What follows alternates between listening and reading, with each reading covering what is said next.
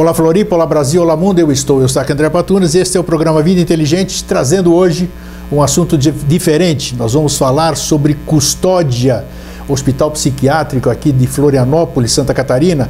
É um assunto que muita gente não gosta de abordar, que é um assunto, digamos assim, meio triste a gente falar sobre as pessoas, sobre deficiência mental, coisas assim. E nós trazemos aqui o diretor do Hospital de Custódia e Tratamento Psiquiátrico da Penitenciária do Estado, é isso? Não. Então vamos lá. Deixa eu apresentar então primeiro Márcio Goulart, que é diretor do Hospital de Custódia e Tratamento Psiquiátrico de Santa Catarina. De Santa Catarina.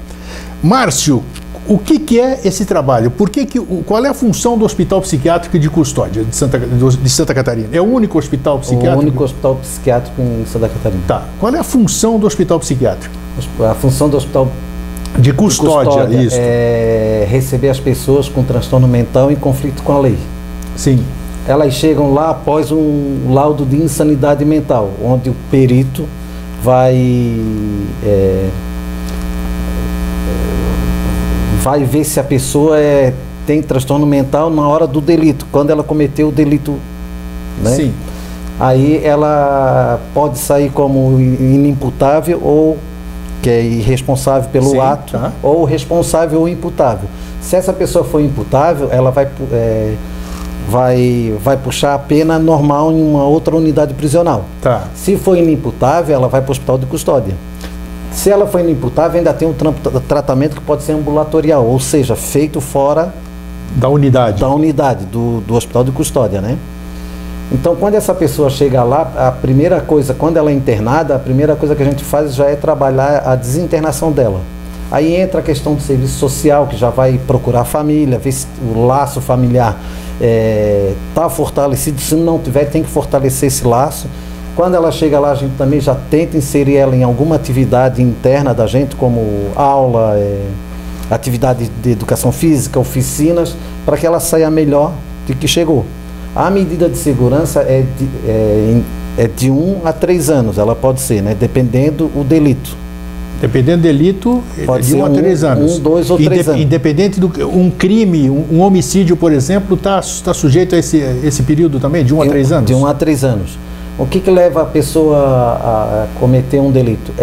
Ela está descompensada, né? Porque o doente mental, se ele estiver descompensado, ele rouba uma bicicleta, ele tira a roupa, enfim, ele realmente incomoda. Sim. E essa pessoa tem que ser acompanhada com medicação, com atividade, né? E a partir do momento que essa pessoa não está medicada, questão de dias, ela descompensa e comete um delito sem até saber o que fez. Aí, por isso, a perícia de insanidade mental feita por um médico psiquiatra, né? Pois bem, aí quando ela chega lá, a gente tenta... Então, antes, Márcio, quando ela chega lá, ela já passou por uma triagem, já dentro de uma delegacia, por exemplo. Isso. O senhor delegado titular, ele vai encaminhar esse detento para algum lugar para ser avaliado psicologicamente, vamos dizer assim. É esse o trâmite? Hoje, uma pessoa comete um delito, ela já cai direto no sistema prisional. Direto, tá. Direto. Lá no sistema prisional, o gerente da unidade, o diretor da unidade, a equipe técnica, em atendimentos, vê que essa pessoa tem problema psiquiátrico. Tá. Aí pede auxílio para a gente, né? Aí o judiciário já solicita que seja feito um laudo de insanidade. Mas eu não sei se você faz essa avaliação na qualidade de diretor, eu acho que não, né?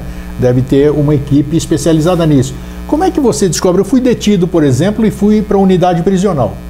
E como é que esses profissionais analisam se eu sou mentalmente são ou não? Qual é o tipo de sintoma, de evidências assim mais comuns assim para você? Pelo comportamento dela.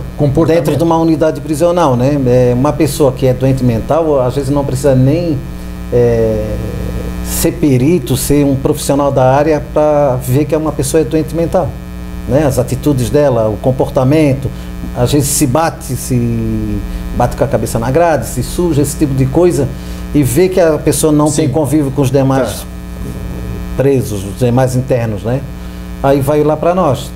Quando essa pessoa chega lá, mesmo se ela não está com laudo de insanidade pronto, a gente é obrigado a comunicar ao juiz, e o juiz, por sua vez, pede esse laudo. Ah, sim, tá. Então a gente agenda com a equipe médica que a gente tem. Então existe uma equipe de triagem que vai dizer, essa pessoa não está... Nas unidades, sim. Tá. Tem um psicólogo, tem assistente Perfeito. social. Então, o primeiro passo. Mesmo a própria família às vezes fala que a pessoa é um doente mental. Ótimo. Né? Qual é o maior problema disso? Né? Há muitos laudos, 80% dos laudos de insanidade mental sai para tratamento ambulatorial, que seria fora dos muros do hospital, Sim. fora do sistema prisional.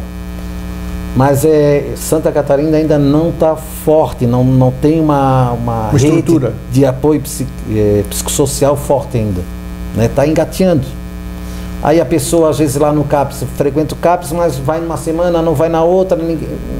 Não há uma forma de ver se essa pessoa está bem, se ela está sendo acompanhada, tomando medicação. Quando essa pessoa deixa de tomar medicação, ela surta. Ah, com certeza. Aí surta, às vezes ela tira a roupa no lado da sua casa, rouba uma bicicleta, não sabe? E a gente sabe, a comunidade, quando a gente é vítima, a primeira coisa que a gente faz é um BO. Sem dúvida, claro. Aí a polícia vai lá pegar, mas a pessoa é um doente mental. Não era para ir para o sistema prisional, e sim ser tratada pela saúde.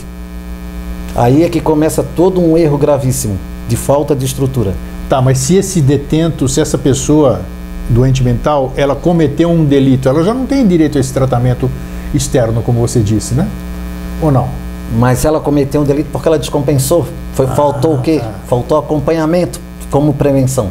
Então ele é preso, digamos, vamos chamar assim, ele é custodiado, Detido. ele é detido, mas ao mesmo tempo ele tem uma oportunidade de se tratar, é isso? Depois que comete o delito, vai virar um inquérito. Isto, tá. Né? Aí o juiz vai determinar o laudo dele. Ah, depois do laudo do juiz, aí todas essas coisas são... Aí o juiz determina um laudo que o médico psiquiatra vai fazer o laudo. Sim. Aí de lá pode ser imputável ou inimputável. Tá. Se for imputável, ele vai para uma unidade prisional normal. Normal, ok. Se for inimputável, vai lá para nós. Aí dali a gente começa a tratar ele, né? Com atividade, com medicação. Não tem como fugir do tratamento medicamentoso. Não tem. Não tem. Tem que ser, tem que ser assim.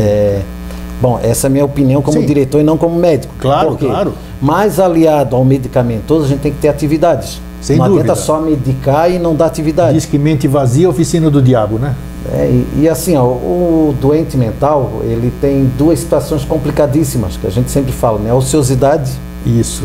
e a falta de higiene pessoal com o leito, onde ele dorme, né? Então, Tem isso tudo. é constante essa preocupação. Não adianta medicar e deixar ele lá deitado. Também não adianta não medicar porque ele vai surtar. Sim. Então, as duas coisas caminham juntas, na minha opinião. Claro, claro. Como experiência de 17 anos no Hospital de Custódia. Puxa. Há 7 como diretor. Né? Então, não tem como fugir disso. Medicação, atividade, seja ela de educação física, temos todos os dias, de segunda a sexta, às vezes até no sábado, a escola, né? Temos yoga, temos as religiões, a católica, Sim. temos Os evangélicos, com certeza. Temos yoga, temos o espírita, né? Sim, Temos que ter todas essas atividades. Sim. Né? Temos que ofertar. Não adianta pegar essa pessoa, medicar e deixar lá. E nós vamos virar realmente casa de louco, manicômio judiciário. Sim, e não é esse o objetivo. Não é o objetivo. Lá o objetivo é tentar recuperar manter essa ele pessoa. estável. Manter ele estável. Né? Tá. Medicado, atividade, cabeça ocupada. Né? Temos a situação complicada para a gente é como é que a gente vai encaminhar essas pessoas depois. Perfeito, é isso que eu ia te perguntar. 2 ou 3 anos. E aí? Quer dizer, é por lei isso? Ele é o período máximo que ele pode permanecer no hospital de custódia, é no máximo 3 anos. Isso é lei? Deveria ser. Deveria ser, tá. Mas assim, ó, quando ele vence o tempo dele, seja 1, 2 ou 3 anos, sim. O juiz pode solicitar bom, para ele sair a gente tem que ter uma outra perícia. Certo, claro. Que é a cessação de periculosidade, que é feito por um médico psiquiatra respaldado pela equipe técnica, seja Sim. o psicólogo dele, assistente social dele, o pessoal da enfermagem que vê ele tomar remédio todo dia, se ele aderiu à medicação, essa coisa toda, e a segurança. Né? Se ele aderiu a todas as atividades, participa, tem higiene se tem apoio da família. Isso que é muito importante, né? O que acontece? A maioria dos delitos foram dentro da própria família. Então já é difícil o retorno ressocializar com a família. A reinserção dele na família já é difícil. Tá. Aí é onde é que entra aquela outra, onde é a minha fala anterior, que ele, quando ele interna, a gente já começa a trabalhar a desinternação dele, né? Depois desse laudo de cessação, o juiz pode pedir mais, o laudo de cessação, ele fica condicionado ao hospital mais um ano de condicional. Mesmo ele tendo cumprido o prazo, Tudo. mais 3 anos, vamos dizer. Tem juiz que pede, tem juiz que não pede. Tá. E pode arquivar essa medida de segurança dele depois de um ano. Só que aí é que entra a nossa situação, onde a gente conseguiu administrar o hospital nesse tempo. Nós criamos um programa que se chama Programa de Acompanhamento ao Egresso. No que consiste? Então, isso não era para ser função do Estado, no caso, o Hospital de Custódia. Tá. Porque se a pessoa cumpriu a sua medida de segurança, 1, 2 ou 3 anos, ele deixou de ser problema da Justiça. Ele passou a ser problema de saúde, de assistência social do município. De acordo, sim. Só que a gente não consegue fazer isso. Pegar essa pessoa, botar num carro, levar ao assistente social, ao saúde mental do município. Agora o problema é teu. Tu que vais ter que ir agora procurar o apoio da família. Se não tem apoio, botar ele numa instituição. Por fim. Vocês têm o trabalho de tentar deixar ele apto a uma ressocialização. Exatamente. Mas não vocês serem os responsáveis pela ressocialização. Aí deveria ser o município. O município, entendi. No entanto, está conosco. Por quê? Em 2012, nós temos 72 vagas. Em 2012, nós estávamos em torno de 164 pessoas. Nossa. Amontoadas em beliche. HCTP, teoricamente, é sinônimo de manicômio judiciário. Sim. Teoricamente. Nós, Hospital de Santa Catarina, nós não somos manicômio. Tem muita gente que vai me contestar o que eu estou falando, sim, mas eu estou aí para ser contestado mesmo. Por quê? Manicômio, os antigos manicômios, não tinha medicação, não tinha atividade, não tinha profissionais. E no Brasil ainda tem vários assim que são realmente sinônimo de manicômio, tanto na teoria como na prática. Então nós temos atividades. Hoje, se o senhor for lá e me pedir assim, Márcio, eu consigo colocar uma atividade, qualquer que seja a atividade, hoje não dá, porque na grade... Está tudo ocupado. Está tudo ocupado. 100%. 100%.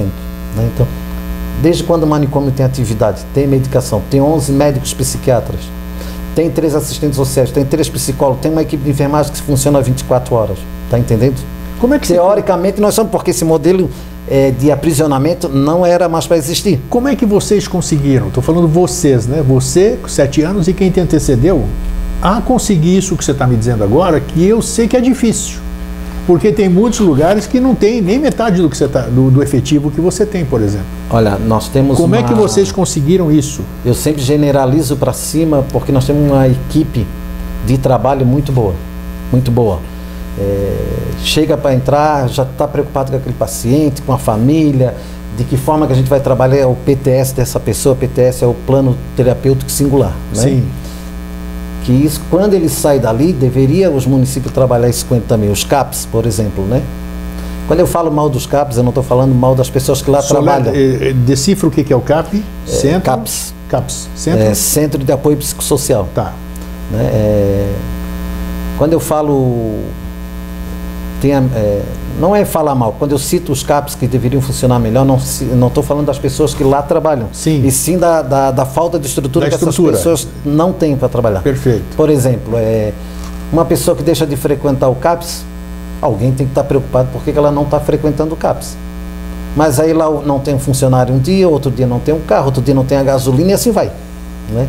Aí essa pessoa, como eu já falei, deixou de tomar o remédio. Ninguém sabe. E a pessoa está surtando. Aí o que acontece? Ela comete um novo delito, seja um pequeno delito, seja um delito grave. O que o juiz vai fazer? A comunidade vai lá, faz um BO, aquela coisa toda, o juiz manda reinternar. Começa tudo de novo.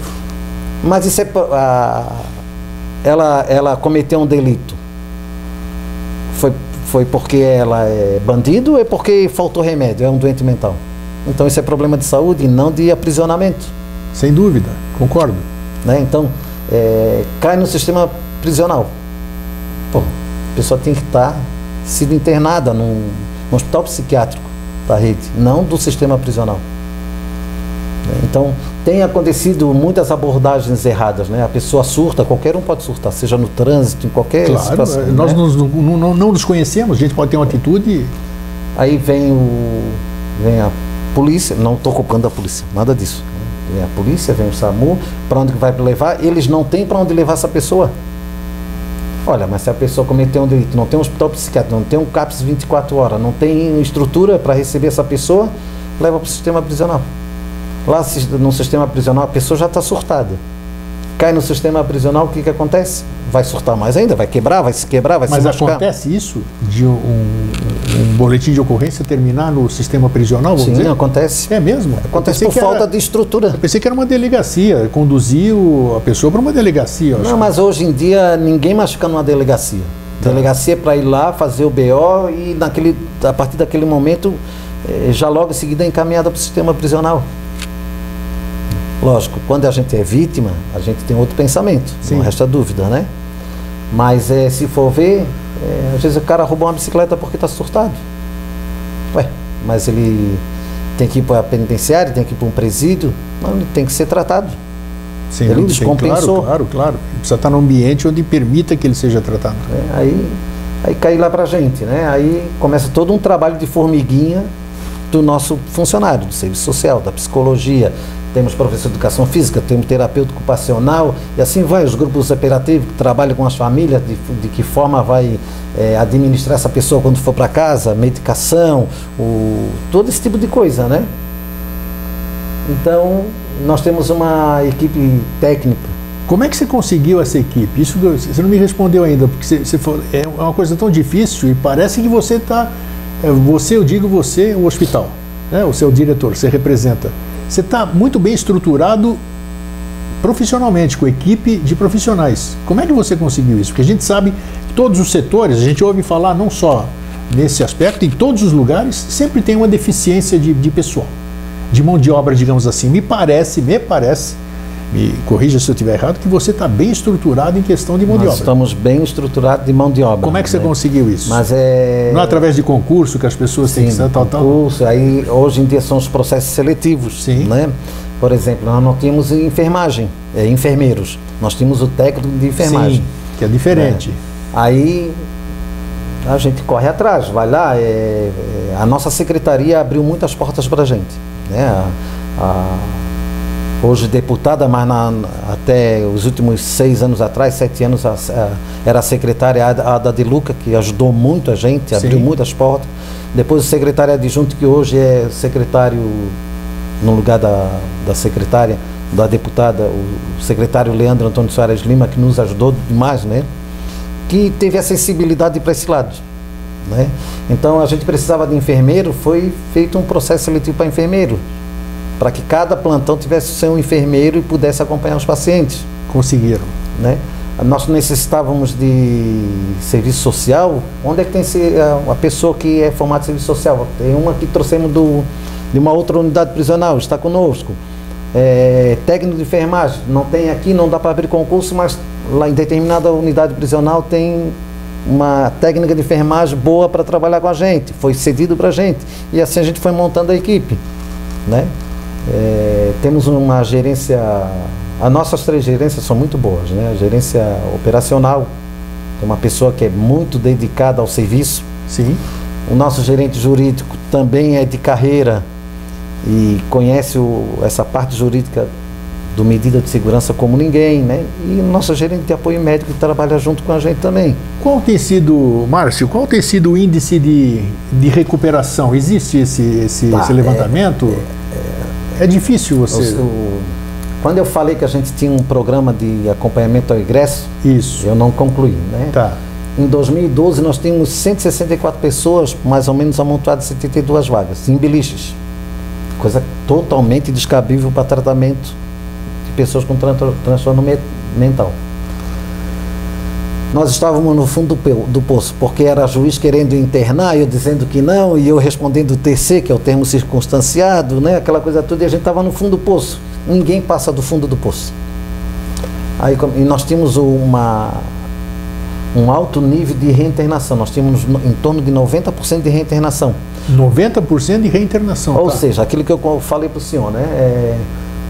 Ele ia para casa, não tomava medicação, 2, 3 dias cometia um delito, ou a própria família... Traziam de volta. Traziam de volta. E nós tínhamos uma fila de espera. Saía um, a gente chamava outro. Só que esse outro que já tinha saído, não levava 3, 4 dias, uma semana, estava voltando porque estava descompensado, acabava ficando 2 numa vaga. Aí assim, olha, aí nós lá, a equipe, acho que a gente tem que acompanhar esse pessoal. Aí começamos a acompanhar. Quer dizer, vocês assumiram uma função que não era de vocês. Nossa, que era para ser dos municípios. Começamos a acompanhar. Hoje nós temos em torno de 255 pessoas egressas do hospital que são acompanhadas em todo o estado, seja com telefonema para a família. 255 pessoas que vocês acompanham. Né? Seja um telefonema para a família, olha, como é que o fulano está? Não, ele está indo no CAPS, tomando a medicação tal, tal, tal. Como é que está o fulano aí? Não, ele não está tomando remédio, está descompensando, está frequentando o CAPS. Aí o nosso coordenador do programa já está lá em cima na cidade, atuando em cima dele, fazendo interagindo com o CAPS, com a rede, em cima dessa pessoa, para evitar que ela retorne, para evitar que ela ganhe uma nova medida de segurança. Porque tem que ter uma logística incrível, hein? Para o senhor ter ideia, o coordenador do programa, eu passo semanas sem vê-lo, só trato com ele pelo WhatsApp. Aí ele, olha, e o cara, ele... às vezes é sábado, às vezes é domingo, feriado, imagino. Carnaval, mas tô aqui em Itajaí e tal, tal. Pô, às vezes sábado. Putz, o que eu vou dizer pro cara? O cara foi a peça-chave no lugar certo. Né? Ele tem um... E hoje a gente tem esse número a nosso favor. 255 pessoas? Fora do hospital? Fora do hospital, tá. Acompanha, né? E quantos internos hoje? Hoje nós estamos com 78, apesar de 72 vagas, mas não temos superlotação. Vocês conseguiram baixar? Assim. Puxa vida. Então, 255 pessoas com mais 78, já dá em umas 300 e poucas, né? E hoje a gente consegue manter esse número. E vocês já tiveram, vocês acompanham, mas teve alguém que vocês deixaram de acompanhar por vocês perceberem que realmente a pessoa conseguiu se ressocializar, ou esse tipo de transtorno ele não tem cura? Porque são diversas causas, né, digamos assim. Um tempo atrás, eu sempre conversava com o nosso gerente jurídico. Nós temos que fazer com que a medida de segurança dele seja extinta. Né? Porque para cortar o cordão umbilical com o Hospital de Custódia, vamos usar essa expressão, né? Depois disso, a gente chegou à conclusão, e eu também, hoje a gente não faz nem questão que a medida de segurança dele seja extinta. Não, porque mesmo extinta, a gente continua acompanhando ele. Continua mesmo? Para que ele não volte. Então, isso é importante. Para que ele não volte, para que ele não seja mais um dentro do Hospital de Custódia. Ele tem que ser tratado fora, na rede.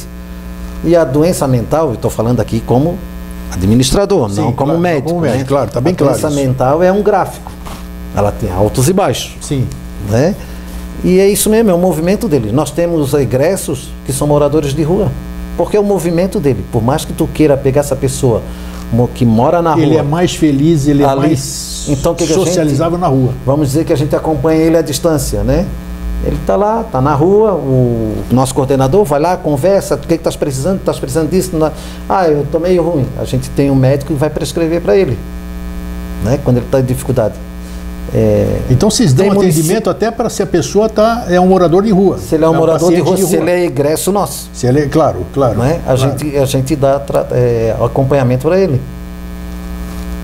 Muito bacana, eu não fazia a mínima, por isso que eu convidei você para vir aqui, porque eu não fazia a mínima ideia, acho que meu público telespectador também não. Frisando bem, esse é um trabalho da Secretaria de Segurança... É assim de Justiça e Cidadania. Secretaria de Justiça e Cidadania do Estado de Santa Catarina. Não sei como é que é no estado de você que está assistindo tudo, mas a gente tinha que trazer como é que é o trabalho daqui, porque ninguém sabe. A gente tem ideia, como o Márcio falou aqui no início da nossa entrevista, a gente acha que hospital de custódia é lugar de louco. É manicômio, é isso que a gente sabe, os filmes que a gente assistia. E essa é a ideia que a gente tem aqui. Ninguém vem numa televisão aí, para mostrar que tipo de realidade é essa porque a gente critica muito, nós aqui, os que estão de bem com a vida, aparentemente de bem, a gente critica, né? Porque é isso, porque é aquilo, porque o cara é assim, o cara é assado, a gente não sabe o que acontece. E a gente critica muito o Estado também, né? A gente critica, né? A polícia é omissa, não sei o quê, porque isso aí devia estar preso, porque ele tem ficha, não sei o quê. Mas existe um trabalho por trás. Milagre ninguém consegue fazer, né? Não. Então, mas é bacana a gente saber, procure saber na sua cidade que tipo, eu acho que você deveria se interessar, né? Você devia mostrar ao menos aqui, quem sabe você pode, entrevistaram o diretor de lá de Santa Catarina, do estado de Santa Catarina, ele tem essa ideia pode germinar, pode servir para outras secretarias. Vocês mantêm intercâmbio com outros estados, vocês trocam experiências, como é que é isso? Eu já conheci alguns, e agora há 15 dias atrás teve a Laboral do Sistema Prisional, que aconteceu lá em Canasvieiras, aqui em Canasvieiras. Mas isso, né? A nível de estado? Não, a nível nacional. Foi a segunda laboral do sistema prisional brasileiro. Brasileiro, opa! Então, interagimos bastante ali com os outros estados, assim. Quando eu falei para o senhor que, teoricamente, o HCTP de Santa Catarina, os HCTPs do Brasil são manicômios, sinônimos são, né? Só que o nosso não é na prática. Sim. Na prática. Porque os outros estados lá, eles ficaram assim abismados com as coisas que a gente tinha. Nós levamos 3 pacientes para fazer TEAR lá, os 3 dias. É mesmo? Levaram paciente para lá? Com autorização judicial, claro, logicamente. Claro. Né? Nós temos um programa que se chama Alta Progressiva. O que é Alta Progressiva? Preparar essa pessoa para a reinserção. Sim. Ou seja, a Alta Progressiva é quando ele está próximo de fazer o laudo de cessação, assistente social, a enfermagem leva ele no shopping para comprar a roupinha dele, leva ele para almoçar fora, para reinserir ele. Sim, né? Sem dúvida. E esse programa Autoprogressiva, nós levamos os pacientes, dentro do programa, levamos os pacientes para fazer TEAR lá na hora. Puxa. Muita gente assim pensa que doente mental, transtorno mental, a pessoa não tem habilidade, muito pelo contrário. Né? Ela toma remédio, como o cardíaco toma, nunca vai deixar de tomar, o diabético, né? Ela tem que tomar remédio. Para estar controlado. Mas ela tem as suas habilidades. Né? Eu não sei fazer TEAR, eu não sei fazer pintura. E lá nós temos pessoas que pintam, fazem TEAR, que fazem cestaria, que têm as suas habilidades. E essas habilidades são aproveitadas na ressocialização dessas pessoas? Então, essas mostradas dentro do sistema, vamos dizer, do hospital de custódia, ele pode ser desenvolvido fora depois? Sim, com frequência, assim, principalmente o pessoal do TEAR. Hoje nós estamos começando na segunda-feira, um curso de jardinagem. Vai ser 3 meses pelo Pronatec, né? Parceria HCTP Pronatec. Essas pessoas vão sair com certificados. Aulas teóricas e práticas. Hoje estão praticando nos canteiros do Hospital de Custódia. Né? Então, o doente mental, quando chega lá, a gente tem que descobrir a habilidade dela. Mesmo que seja uma habilidade que foi lá quando ela era criança. Claro, vai buscar uma coisa que não desenvolveu, né? Tá. Isso que o senhor perguntou, lá no TEAR, nós temos uma pessoa excelente, né? A dona Márcia, que é presidente da Pastoral Carcerária, né? Tá. Ela nos ajuda e ela é a instrutora do TEAR. 2 vezes por semana às tardes, terça e quarta, né? TEAR e cestaria. Ela tem uma habilidade incrível com nossos internos lá, né? E nós temos um egresso nosso, né? Que aprendeu a fazer TEAR com ela. Hoje, no CAPS Ponta do Coral, ele é o instrutor das oficinas de TEAR. Já mandamos ele para Laje, na residência terapêutica, lá ensinar. Né? Então, ele já foi a alguns lugares porque aprendeu lá. Né? Então, o doente mental tem a sua habilidade. É só descobrir essa habilidade dele e manter. Tem um filme muito legal que é Nise, que é com a Glória Pires. Eu sempre cito essa passagem. Né? Lá no filme tinha primeiro, quando ela chegou no hospital, ela teve que primeiro humanizar os funcionários. Né? E lá tinha um paciente que ele fazia as pinturas nas paredes, sujava com fezes. Ele riscava as paredes com fezes. Sim. E todo dia apanhava do funcionário, aquela coisa toda, o funcionário leigo nessa parte, não sabia como entender o que ele queria, e a psiquiatra, a Nise, chegou lá, não, vamos dar um quadro para ele, tinta, pincel. O cara saiu de lá pintando. Né? Lógico que ele não deixou de ter o tratamento medicamentoso, que também na época era escasso. Mas ele pintava com aquilo que ele dispunha, né, para pintar. Nós tivemos uma passagem lá no hospital, que eu sempre cito, eu comparo uma passagem com a outra, né? Com a dona Márcia, que é do TA. Chegou um paciente lá, um agente nosso, um funcionário nosso, achou que ele tinha que estar numa oficina trabalhando, desenvolvendo alguma habilidade. E a professora começou a instigar ele. Vamos fazer TA, vamos. E ele não queria. Por final, mas o que tu gosta de fazer? Eu gosto de fazer crochê.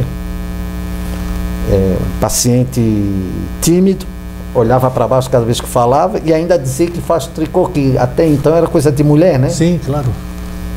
Aí nós começamos a dar as agulhas para ele, supervisionado, porque até então a gente não o conhecia, então recolhemos no final do dia. Aí tivemos a primeira laboral catarinense, que gerou a primeira e a segunda laboral do sistema brasileiro, que foi um sucesso. Imagina essa pessoa que não queria nada com nada, tímida, foi no SIC, aqui em Florianópolis, né, no Centro Integrado de Cultura. Puxa. Num corredor onde transitava centenas de pessoas entrando e saindo, e ele ali fazendo o crochêzinho dele na maior tranquilidade, e algumas touquinhas desses foram parar no hospital infantil, para as crianças. Que bacana, olha só. Então a pessoa tem que ter essa habilidade, descobrir, né? Instigar, descobrir e forçar. Não, tu vai lá agora fazer porque tu estás aí deitado, a ociosidade é um problema sério para o doente mental. Existe atividade remunerada lá dentro ou não? Temos. Tem? Que tipo? Empresas contratam algum serviço? A gente não está nisso aí. O que a gente chama lá, diferentemente de outra unidade prisional, que tem os convênios com as empresas, né? Nós temos lá o que a gente chama de encargo assistencial. Aí temos a horta, temos a manutenção, a limpeza, né, geral. A horta supre o próprio hospital de custódia? Sim. Ou não? É mesmo? Sim, tudo que é plantado lá vai para os pacientes. Puxa. O ano passado tivemos um curso de hidroponia. Hidroponia bacana? E está lá funcionando. Olha só. Não é? Então a gente compra as sementes. Vocês devem ter espaço lá, o espaço é grande então. Então, em 1971, quando foi criado o Hospital de Custódia, naquela ocasião, manicômio judiciário, por se tratar essa nomenclatura, manicômio judiciário, tinha espaço na penitenciária, no complexo, puseram lá. Hoje, eu vejo que foi o maior erro que foi cometido. Né? Hoje é um erro nós estarmos no meio do complexo. Primeiro pelo estigma. Sim. Penitenciária, preso, então, quando se fala em complexo penitenciário, o Hospital de Custódia está no meio, a gente já sente o peso, né? Ele é do Hospital de Custódia, que fica lá na penitenciária, todo mundo já olha atravessado, né? Nós deveríamos estar num local como a Colônia Santana, o IPQ, que são lugares distantes, que a gente, logicamente, o paciente classificado, fazer com que esse paciente fosse lá no comércio local, interagir com a comunidade, para evitar e minimizar a questão da institucionalização. Perfeito. Seria. Hoje a gente não consegue porque nós estamos no meio do complexo. Mesmo com o nosso programa autoprogressiva, é difícil. O nosso programa autoprogressiva, a gente bota uma roupinha dele direitinho, ele andando na rua é uma pessoa normal. Mas está saindo dentro do complexo penitenciário. Entendo, claro. Sai com esse estigma. Né?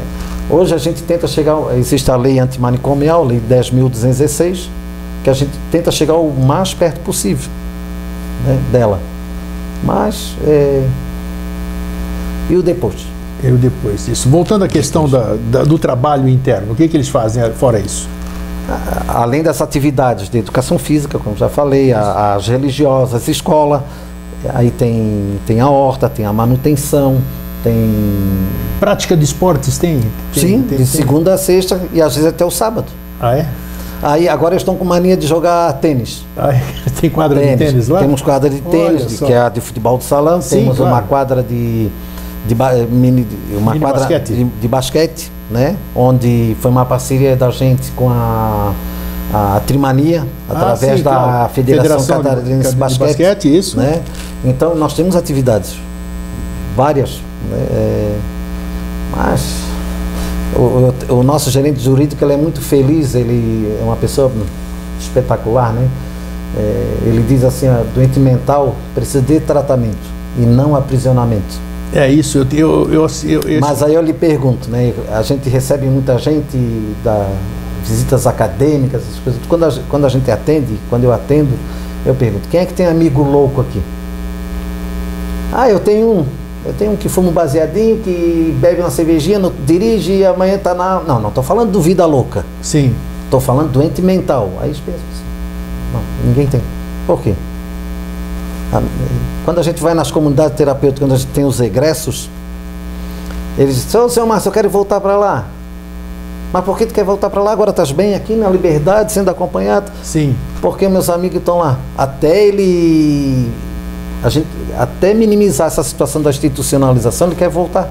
Aí eu pergunto, mas por que tu quer voltar? Não, porque lá estão meus amigos. Então louco só tem amigo louco. Porque a pessoa, o louco, o doente mental, ele é uma pessoa difícil de se tratar. Tem que ter, acima de tudo, paciência, tem que ter carinho, tem que ter amor por essa pessoa. Compreensão, senão, né? Compreensão, paciência, uma série de coisas. Uma série de situações, né? Então é difícil a pessoa com transtorno porque a gente mental. vê em filme, a nossa base aqui é filme.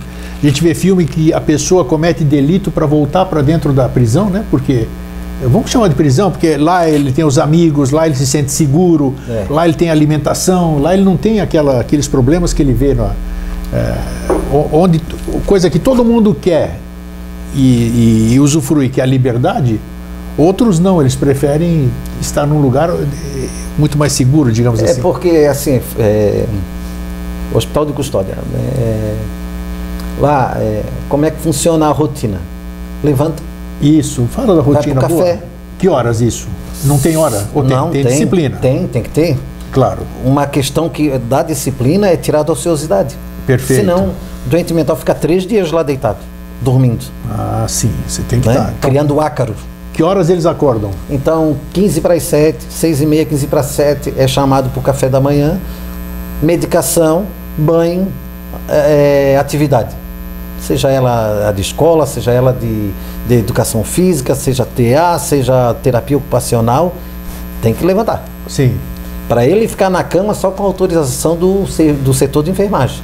Às vezes o cara está doente, é isso, tem que justificar. Tá. Ficar lá por ficar, ele não fica. Ótimo. Né? Ele já sabe que não fica, porque ele, não, tem que te movimentar, que isso? Tu vai tomar uma medicação 3 vezes ao dia e não vai desgastar isso, vamos dizer assim, né? Tem que ter atividade. Vamos fazer o teu metabolismo funcionar, né? Depois almoço? Aí almoço. Que horas? Aí, almoço 11h30. 11h30, tá. Aí ele descansa até 1h30, vai para as atividades de novo. Mais atividade. Atividade. Aí 5h30 tem a janta, aí ele toma a medicação, se recolhe, 8h30, 9h tem a ceia. Opa, tá. Tem a ceia. Tem um lanche então ainda à tarde, ele tem 4 refeições. 5 refeições. 5?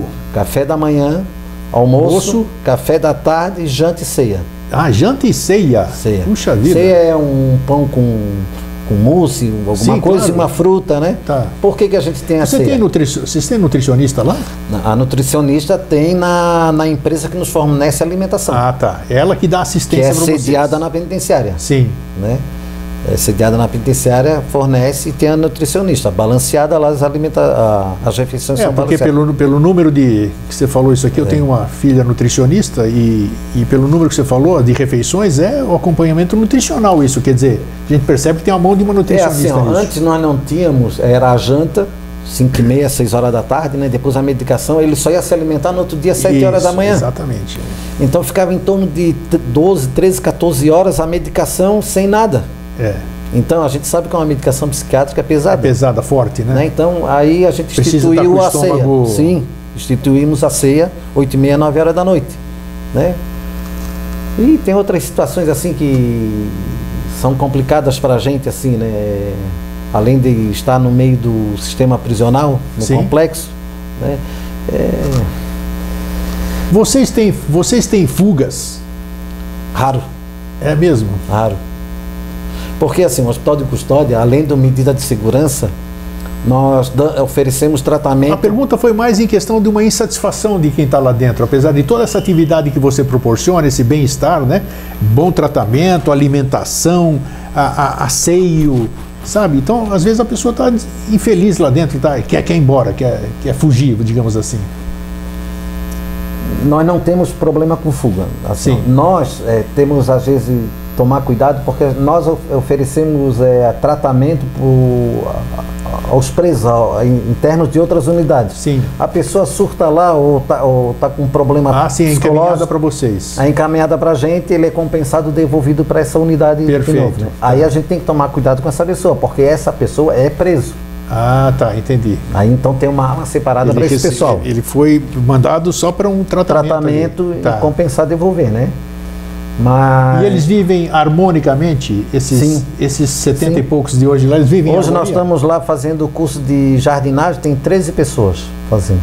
Com enxada na mão, com tesourinha para poda, tudo isso aí. Tudo, são armas. Não, mas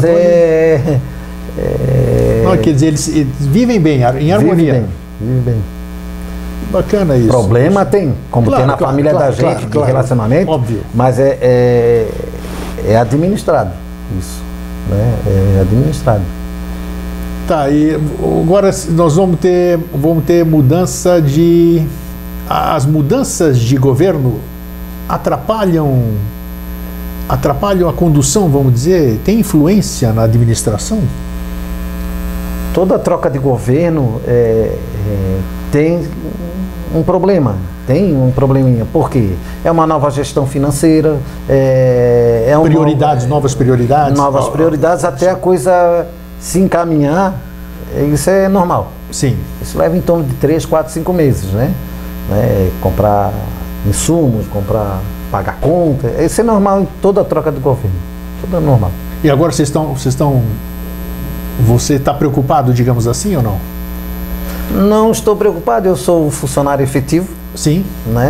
Não, eu digo isso não de perder o seu cargo, mas eu digo que você depende da administração, você depende de recursos. Sim.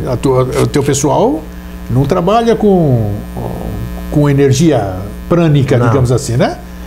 Então, você tem um orçamento, é isso que eu te pergunto, essa mudança de governo agora, que nós vamos ter eleições, um novo governo se instalará em janeiro, né? Janeiro. E você se preocupa com com certeza. Essa que é a pergunta. Que o orçamento está sendo feito Começa agora, tudo do zero. Exatamente. Novas conquistas, né? Novas negociações. Novas negociações. Isso. Se faltar material de higiene. Isso é desgastante, né? Claro. Aí começa toda uma batalha. Pode ser um novo gestor que esteja lá, vai ter que pedir favor para um, para outro, para até a coisa se engrenar de novo. Isso é normal em todo governo, né? E vai muito do gestor também. Se a gente não tem material de higiene, faça um ofício, vai no mercado desse e peça. Sim. Né? Não deveria ser assim. Não deveria, mas é uma coisa que é fato que possa acontecer. Você está lá há 7 anos. Na direção, vou fazer 7 anos em setembro. Você já passou por um governo. Já. Então, vale em time que está ganhando não se mexe? Não. Não, né? Não se mexe. Não se mexe, tá. Não se mexe. Então está valendo isso aí. Quer dizer, um bom trabalho geralmente é reconhecido pelo governo que sucede. É isso ou não? Deveria ser. Deveria ser, mas é ou não é? Deveria ser. Então tá. Então não tem que ter muita preocupação, digamos assim. Provavelmente vai ter sessão de continuismo. Eu acredito que quando eu falei que a nossa equipe é boa, é porque quem chega lá para trabalhar entra num ritmo, pega gosto pela coisa. Então isso qualquer um que entra... Eu vou citar um exemplo para o senhor. Nós tem que estar feliz mesmo. Vou citar o exemplo de estagiários. Nós temos 3 estagiárias de serviço social, por exemplo. Tá. Pergunta se elas querem ir embora. É mesmo? Uma acabou o mês passado, a outra acaba em setembro e a outra acaba em março. Pergunta se elas querem ir embora. Elas não querem ir embora. Pega gosto, a equipe toda equipe tem problemas. Sem dúvida. Mas tem a pessoa que funciona a 120 por hora, tem a pessoa que funciona a 20 por hora. Cada um no seu ritmo, você sabe o limite de cada um, né? Isso. Mas nós temos uma equipe muito boa, né? De entendimento, de como deveria funcionar a Lei 10.216, como deveria funcionar o pós-hospital, né? Então a gente trabalha coeso, assim, em prol realmente do doente mental em conflito com a lei. Isso que tudo que nós estamos conversando aqui, as pessoas que vão nos ver em outros estados, outros países, sei lá, tem algum lugar onde possa ser acessado para ver? Vocês têm não tem site? Não tem nada. O que tem é lá na página da SJC, né? Só os contatos do Hospital de Custódia. Só. E tem vários trabalhos aí na internet, né? Sobre o Hospital de Custódia, medida de segurança, esse tipo de coisa assim. Então, ó, você pesquise aí, ó, Hospital de Custódia e Tratamento Psiquiátrico, HCTP. Esse é um nome a nível nacional ou é daqui? Não, Lá fora, em outros estados, também tem hospitais de custódia e tratamento psiquiátrico, HCTPs lá também? Em 94 deixou de... Esse é um nome que foi instituído para... Pós-manicômio judiciário. Então tá. Então, HCTP, veja lá, escreve lá Santa Catarina, você vai buscar artigos ali, tem artigos publicados, né? Sim. Então, acho que a gente tem que ser, como cidadãos, a gente tem que levar esse tipo de informação que às vezes não vem para nós, né? Porque a mídia, ela leva para público aquilo que dá receita, aquilo que dá ibope, essas coisas. E essas conversas aqui não dá ibope nenhum, né? Porque vai trazer anunciante o que nós estamos conversando? De jeito nenhum, né? Não. Então, mas é uma necessidade para as pessoas saberem que não é bem assim como se fala e tudo. Então você tem que ouvir sempre os dois lados, né? Então, o Márcio, foi um prazer receber você. Eu acho que foi muito ilustrativo o que você trouxe. Eu desejo uma excelente gestão para você. Eu sei que você está numa função que bom que você tem uma equipe boa e que você está bem lá fazendo esse trabalho bacana. Eu fiquei feliz de saber que existe um trabalho de ressocialização, de que existe um acompanhamento depois, né? Porque a gente acha que é tudo abandono, a pessoa sai e depois vai voltar, no dia seguinte vai voltar para lá. Não é bem assim. Aqui, pelo menos, pelo que o Márcio falou, está sendo feito um trabalho com acompanhamento. E é muito difícil, porque a gente sabe que tudo é difícil, né? Tudo que é a nível público, depende de recurso público, é muito difícil. É muito difícil porque existem interesses de tudo que é lado, existem composições partidárias, né? Essas coisas aí que é difícil. Então, parabéns pelo seu trabalho, né? Foi uma indicação, inclusive, porque eu vi ali, quando eu vi aquele trabalho através... O que vocês fizeram recentemente? Então, recentemente foi a Festa Julina. Perfeito, aí é que tá. Eu vi em cima disso, a Festa Julina, eu falei, Festa Julina no Hospital de Custódia e Tratamento Psiquiátrico? Vamos lá, apareceu o nome dele, falei, vou chamar o diretor lá pra gente conversar. Além da Festa Julina, a gente já fala em Festa Julina porque quando é junina, todo mundo tem festa perto da sua casa, colégio de filha, aquela coisa toda, então a gente já trata como Festa Julina, né? Para dar oportunidade dos familiares entrarem. Claro. Além da Festa Julina, nós temos a festa de Páscoa e a festa de Natal. Também? Para que serve as festas? Mas ter festa dentro do social, do sistema prisional. Né? Não, é porque ali o familiar entra, além dos dias de visita, é onde a gente fortalece o vínculo familiar. Sim. Que a família ainda é uma porta de saída.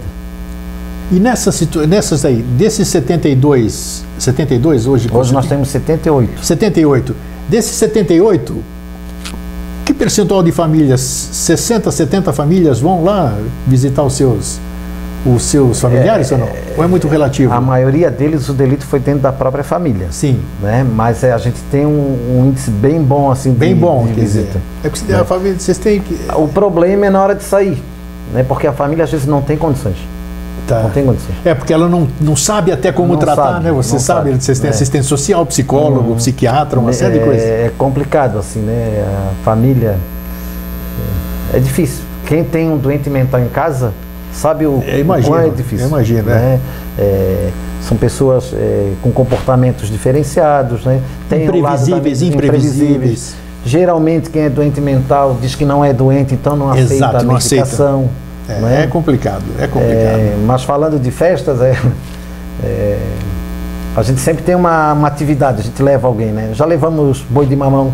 Olha que bacana. Já levamos uma escola de samba, a Protegidos da Princesa, que foi uma vez lá nos agraciar numa festa de Natal.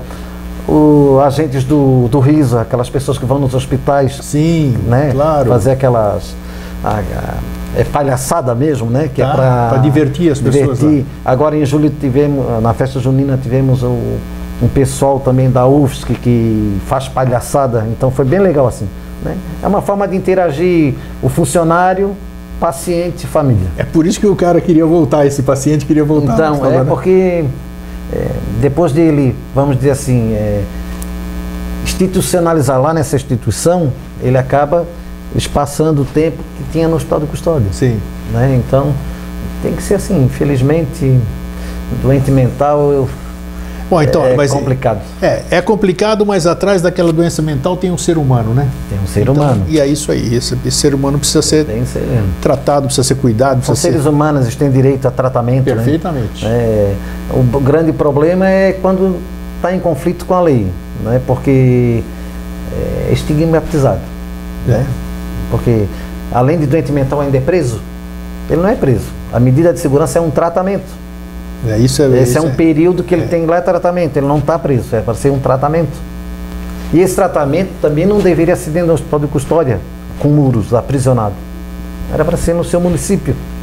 Mas tudo a seu tempo, né? Acho que você conquistou muita coisa aí. O senhor quer ver, nós temos...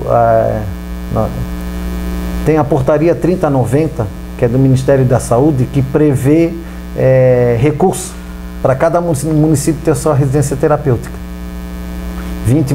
10 mil mensais para 10 mil para montagem da casa, utensílios, e 10 mil mensal. Porém, mais 10 mil para manter 8 pessoas é muito pouco. Claro que é. Mas a equipe técnica pode ser do município. Então já não vai ter gasto com a equipe técnica. Sim.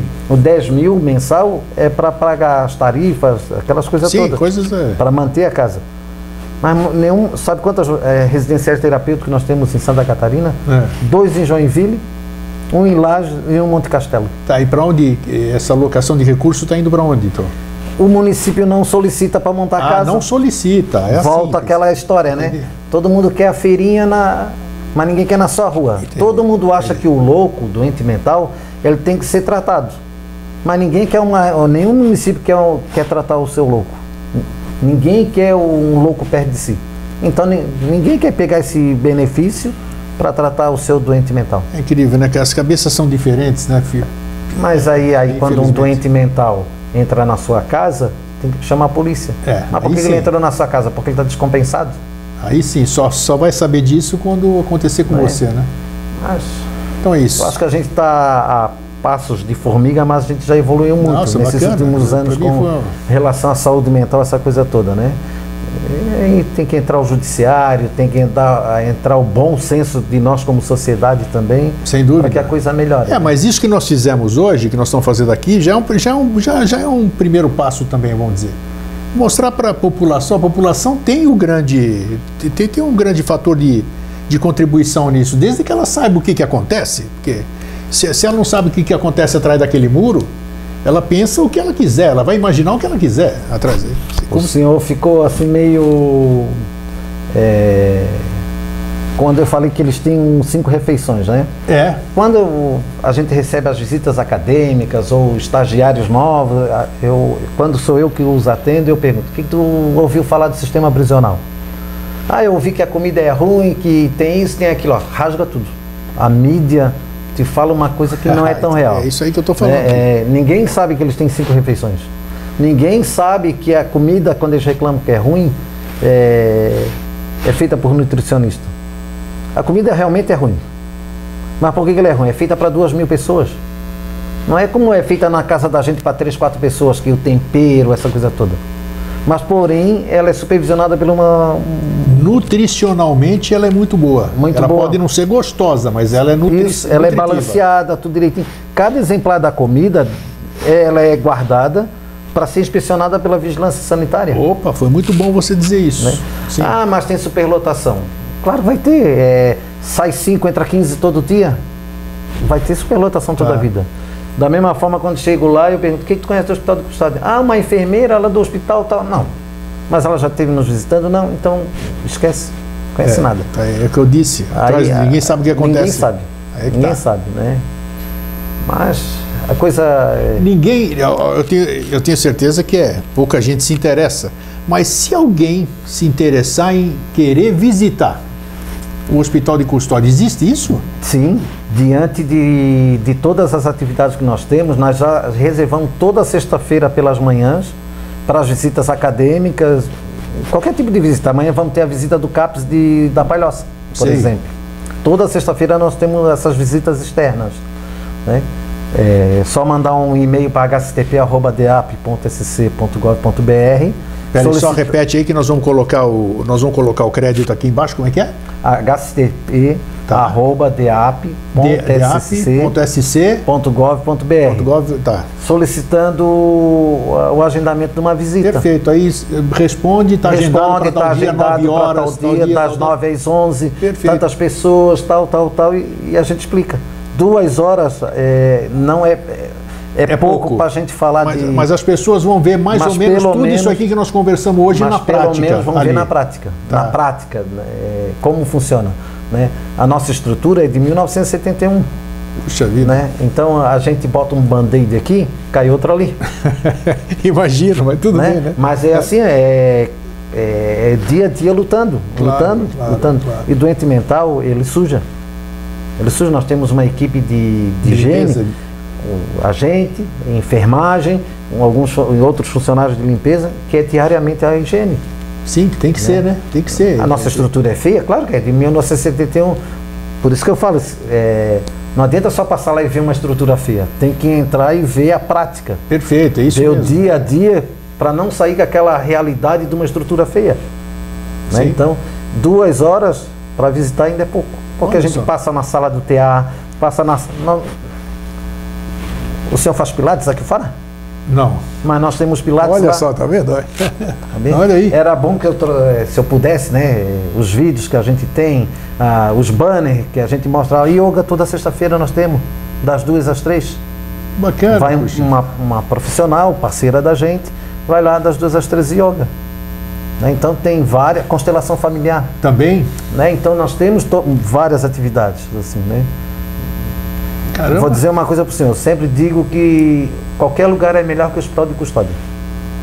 Mas é mentira.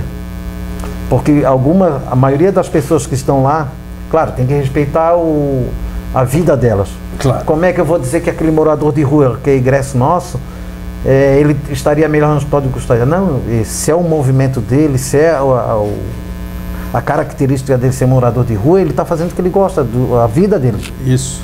Mas se olhar para a questão do lado saúde, ele estaria melhor no hospital de custódia. Medicação na hora, banho na hora, tudo. Alimentação, roupa lavada, alimentação, atividade. Tudo. Claro. Então, que manicômio é melhor que o hospital de custódia para o manicômio interior daquela pessoa?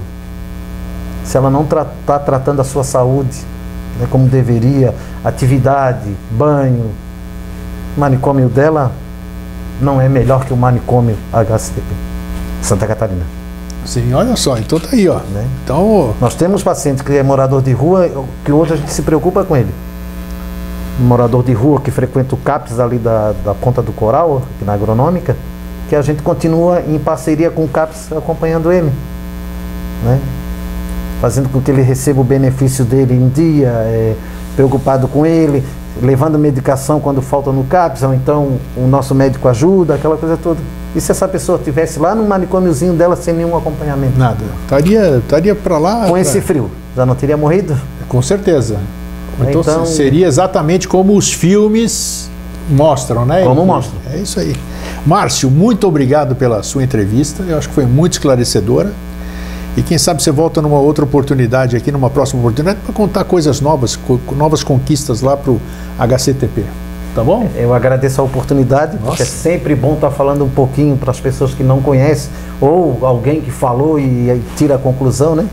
E a gente tem a agradecer, além de tudo, a nossa secretaria, que sempre deu apoio para a gente, nosso hoje deputada, voltou a ser deputada Ada De Luca, o secretário Leandro hoje, e as parcerias que temos, né? Porque se não houvesse as parcerias... A gente Quem são? Pode citar aí. Nós temos a Maria Estela Giassi, que nos ajuda muito, a pastoral carcerária, né? A professora de yoga, que eu não sei, é a professora Mônica, né? Mas, sim. E várias outras...